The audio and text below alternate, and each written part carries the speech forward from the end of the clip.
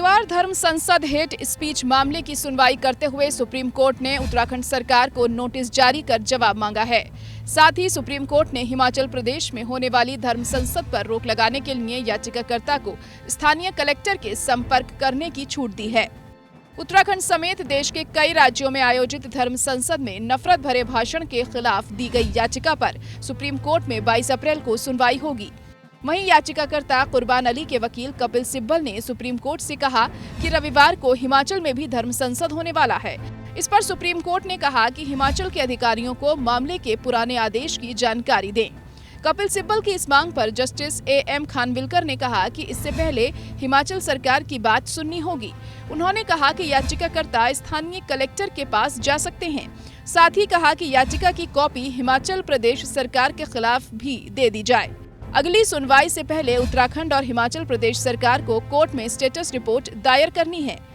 Supreme court ने उत्तराखंड सरकार से हरिद्वार धर्म संसद में कथित रूप से अल्पसंख्यक समुदायों के खिलाफ हिंसा भड़काने वाले भाषणों की स्टेटस रिपोर्ट दाखिल करने को कहा।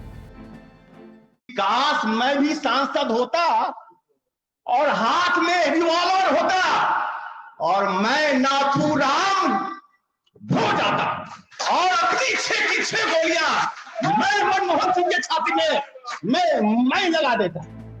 छत्तीसगढ़ की राजधानी रायपुर की एक संगठन द्वारा आयोजित धर्म संसद में कालीचरण महाराज ने महात्मा गांधी के बारे में अपमानजनक शब्द कहे थे और नाथूराम गोडसे को बापू की हत्या के लिए सही ठहराया था।